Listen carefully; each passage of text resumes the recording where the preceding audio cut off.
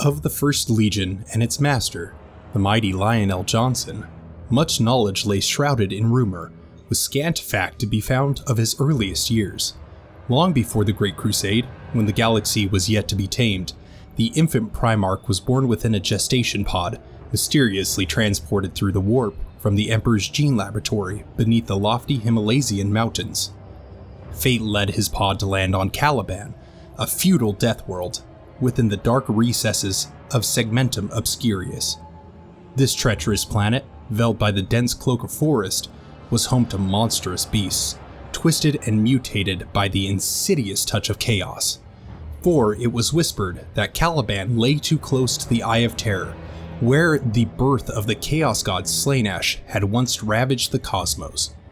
In the midst of such peril, the lion emerged into this world, a lone survivor of the wilderness, a wild man far from the civilized realms of men. Thus did he endure the trials of the untamed wilds, honing his skills and strengthening his resolve, until the day he would rise to claim his destiny as a mighty Primarch of the First Legion. In ages past, when the great beast roamed the forests of Caliban, the planet was home to many knightly orders of warrior aristocrats who were forged to protect the people in the massive fortress monasteries. These knights wielded primitive bolt pistols and donned suits of simple power armor, passed down from knight to knight, maintaining the ancient technology of Caliban from before the Age of Strife. Despite their technological advancements, Caliban remained a pre-industrial society, with warriors galloping into battle on horseback. Among the knightly orders, the most esteemed and revered was simply known as the Order, comprised of both commoners and nobles. Meanwhile, the other orders were reserved exclusively for the Calibanite noble. But in the depths of the Caliban's forests, a breed of creature unknown to the galaxy had survived. Monstrous chimeric weapons, remnants of the Age of Strife, lurked in the shadows, driven by an insatiable hunger that could not be quenched. These beasts were capable of rending an armored warrior into ruin of blood and flesh in mere seconds. It was here, over a century and a half after the establishment of these knightly orders, that a young Lionel Johnson was discovered by a hunting party of the Order. Alone and surviving as a wild man far from civilization, the Primarch had endured in a treacherous forest of Caliban, where even the bravest knights dared not tread. Nobody could fathom the true extent of his time spent in the wilderness. The Primarchs did not age as the mere mortals did, and the span of years in which he prowled the sea of trees could have been much longer than anyone realized. Regardless of the exact time spent in the forest, it left a mark upon the lion, for the depths beneath the canopy were home to the most foul and terrifying monstrosities imaginable. But the young Primarch persevered, honing his skills and strength amidst the horrors of Caliban. He moved with the silence of a predator and fought with the ferocity of a cornered beast. He knew that every mistake could be his last, and so he honed his instincts to perfection. His childhood was spent in the shadow of death, but he emerged from the forest a warrior of unmatched prowess and a leader destined to guide his legion to glory. But he was more than a savage, more than a mere beast. He possessed a keen intellect and a cool, calculated mind. He was a hunter, not a berserker, and he knew that victory required more than raw strength. He studied his prey, learned their habits, and struck with deadly precision. And so it was that when the knights of Caliban found him, they saw not a monster, but a warrior. But still, they feared him, for he was like no man they had ever seen. It was Luther, the greatest champion of the Order, who recognized the potential in the young Primarch. Luther named him Lionel Johnson and took him under his wing, teaching him the ways of the Order. He showed him a path of justice, the power of reason, and the value of honor. He gave the young lion a new purpose, a reason to fight beyond mere survival. And so, the lion began a new chapter in his life, one where he would use his skill to protect mankind, to serve the Emperor, and to bring order to the galaxy. But the memory of the forest and the lessons it taught him would always remain a part of him, shaping him into the fearsome warrior that he would become. But in the depths of Caliban's forest, a battle for survival raged. The great beasts, born of the world's dying breath, savagely preyed upon the dwindling human population, driving them to the brink of extinction. L. JONSON, the lion son of the forest, was a force to be reckoned with. Trained in the ways of man by the Order, he learned quickly and soon rose through the ranks, becoming one of the greatest champions. But his true calling lay beyond the walls of his fortress, in the heart of the untamed wilderness. With his loyal comrade Luther by his side, L. JONSON gazed out upon the forest that had once been his home, now a realm of terror and bloodshed. And in that moment, he knew what he must do.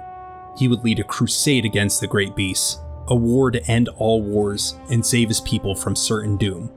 No longer content to merely defend their fortress, L. JONSON and Luther set out to rally the people of Caliban to their cause.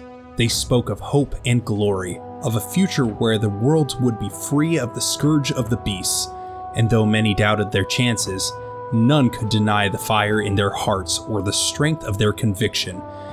And so it was that the lion became the leader of a great army, a force of warriors unlike any the world had ever seen. With his primitive bolt pistol and simple power armor, he charged forth into battle, cutting down the beasts with a fury that shook the very earth beneath his feet. Though the war was long and brutal, L. JONSON never faltered.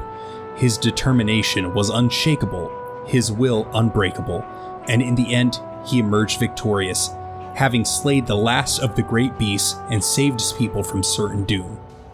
Lion L. JONSON, whose bravery and might exceeded all expectations, he was not merely a warrior and strategist, but a leader whose quiet confidence and unwavering resolve inspired countless others to join the Order's cause.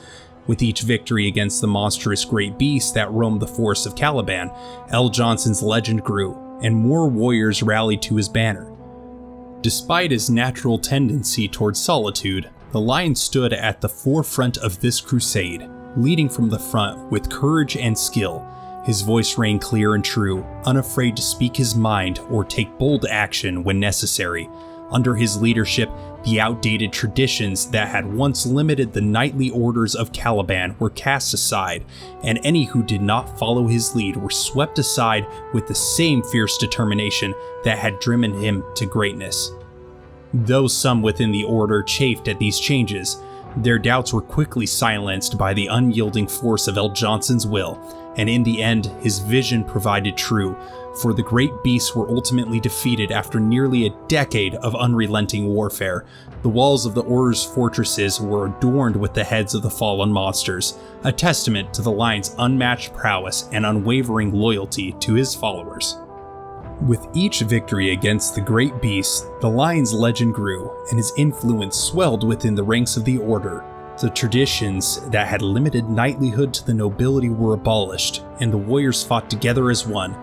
The Knights of Lupus, who feared the disruption of Caliban's social order, fell before L. JONSON's crusade.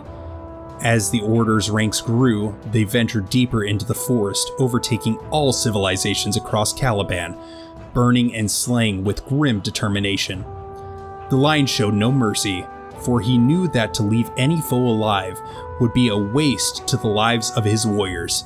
His methods were ruthless, poisoning the people's water sources, ambushing them as they fed, and setting the forest ablaze. His victories were both awe-inspiring and terrifying, and some of Caliban's aristocrats feared the changes that he had wrought. They rebelled against L. JONSON's new methods, seeking to claim his power for themselves. But they were no match for the lion's might, and the rebellion was crushed without mercy. The war for Caliban's survival was long and bloody, but Lion L. JONSON would not rest until every last great beast were wiped from the face of the world and every human was united under one banner. And though his warriors were wary of the slaughter, the grim knights pressed on, knowing that there could only be one end, the total annihilation of the enemy by any means necessary. At the end of the long and grueling campaign against the great beasts and the opposers of change, Lion L. JONSON stood tall, his body battered and his spirit wary from the bloodshed. Alongside him, Luther, his fellow warrior and brother, too bore the scars of battle, their once fierce rivalry now supplemented by a bond forged in steel and fire. But despite their shared sacrifice, It was L. Jonson who emerged as the victor, his name immortalized in the scrolls and books of the Order's history as Grand Master. The title was a weighty one, a symbol of his unparalleled skill and unwavering resolve in the face of unspeakable horrors. Yet for the stoic warrior, such accolades held little meaning, for his heart remained as unyielding as ever, untouched by the trappings of fame and glory. As L. Jonson's star rose, Luther watched on with a mix of admiration and envy, his own ambitions now eclipsed by those of his former student. Though he too had fought valiantly and shed blood for the cause, it was the Lion who had won the day, and with it, the hearts of their people. But even as L. Jonson ascended to the heights of power, a wound festered within him, a wound born of the rivalry and jealousy that brewed in Luther's heart. It was a wound that would continue to haunt them both, long after the battlefields had fallen silent and the great beasts had been vanquished. And so it was that fate, in its capriciousness, brought the Emperor to Caliban, offering L. Jonson a new destiny among the stars. The Lion, now commander of the First Legion, renamed the Dark Angels in honor of their grim and resolute nature, would join the Emperor's quest to conquer the galaxy, leaving behind the world and people he had fought so hard to protect. Lion L. Jonson, the grim knight who had led his people to victory against the great beasts of Caliban, was now called to a new destiny. His reputation as a superb warrior and strategist had spread far beyond the borders of his homeworld, and his uncompromising and remorseless style of warfare had earned him a place in the ranks of the mighty Imperial forces. The Emperor himself had summoned Lion L. Jonson to distant Terra to discuss the great plans he had created for him.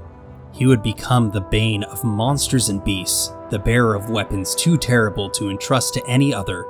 He would be the watchman at the edge of the Emperor's domain, the cold and inevitable destroyer whose name would strike fear into the hearts of all who heard it. Lion L. Jonson would bring to the Imperial forces the lessons he had learned in the black depths of the forest of Caliban. He knew the value of cold, ruthless tenacity, and he would be the first of all Primarchs to embody war distilled into the rawest and most fundamental essence. Death would walk like a man wherever Lion L. Jonson led his forces, and the galaxy would forever be changed by his return.